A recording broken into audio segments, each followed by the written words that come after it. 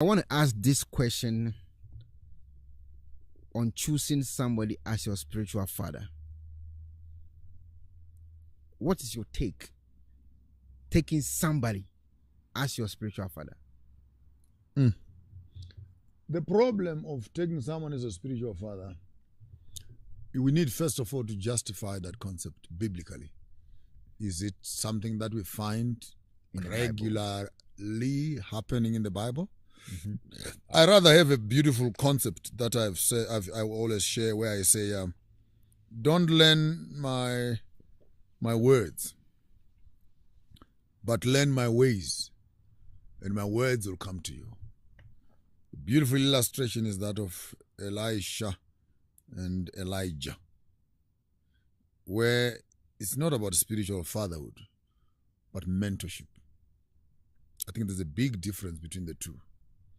And I'm saying so because I understand the modern model. And I also understand the biblical model. The biblical model of mentorship meant that a man walked to learn the ways of the one that is ahead. And Elisha, in return, opened the school of the prophets. Now, that's complicated. Because how do you train prophets? Yet they're already prophets. Mm-hmm. It means that you have to train them how to handle their ministry. Yahweh has already appointed them. You're a prophet. But for you to learn how to run your prophetic ministry, then you come to school. So it's not like you started to graduate. You are already appointed by God. Then you come to learn how to manage what God has already blessed you with. Mm-hmm. And in that sense, therefore, there is a great respect between Elisha and his students. Mm-hmm. There's no imposition. I already know that this one who has come in is not coming from me. Mm-hmm. He's coming from the boss. Okay. He's already an appointed prophet. You just need management. Mm-hmm. I'm just showing him the ropes. As it were, this is how to run it. But this modern concept where it is me who identifies, it is me who ordains. Now it's me who supervises. It is me who appoints where you must go. And it's you who must now return tithe to me to show allegiance, because it's me who made you.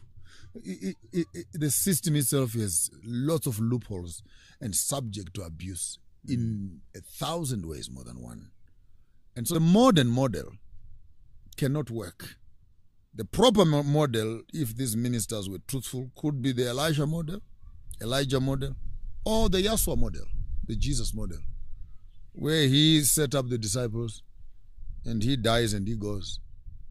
And each disciple remained doing ministry the way he had understood the ministry to be. Matthew, Peter, James, John, Thomas. Who amongst them can come back and say, who was the spiritual father of Peter? Who was the spiritual father of Paul? Who was the spiritual father? So, I know this thing sounds popular in the modern terminology, but it's poor theology. I think it's popular sentiments, poor theology. It has not been well toothpicked to represent exactly what they want to say. I would rather have a mentorship program where people must learn my ways and my words will come to you, rather than memorize my words and you'll understand my ways. Please, your last words. My last word is Matthew 7:7.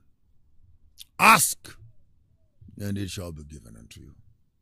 Seek, and you shall find. Knock, and the doors will be opened unto you.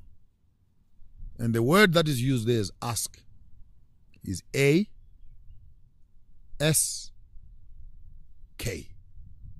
Therefore, in asking, we are seeking. In seeking, we are knocking. There are three types of Christians you would find. The A-level Christians who think that they must just ask. The S-level Christians who have stopped just asking and they've started seeking for what they are asking for. But the highest level is the K level, who have started going on doors Knocking. and knocking. And that which they are looking for is behind the doors. But we read this passage from there, coming this way, that God is the one who is behind the door and we are this way. So we must always be asking from God and God must give us. We are always seeking from God and God must be helping us to find. And we are always knocking on the door of heaven and God must open the door. But I want to change the passage around. It says, since when you are asking, you want God to give you. When God asks, do you give him? Since you're always seeking and you must find. When he is seeking for kindness, goodness, and mercy and patience, does he find it? Since when you want to knock on heaven's door and God must open, behold, I stand at the door and I knock. When God opens, do you open the door for him? For this is the summary of the law and the prophet. That is about relationships. Do unto others as you want others do unto you.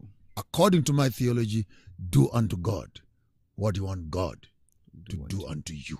Just Joshua Mapunga. And I hope you enjoyed this program. Share with your friends, bring your thoughts. Any question you want to ask, just put it in the comment sections. We'll get back to you. They must write questions next time. Yeah. What they want us to attend, Okay. That's the request. He said, just bring up your questions. Whenever he comes on this program, then I can just ask Joshua Mapunga for you what you want him to answer for you.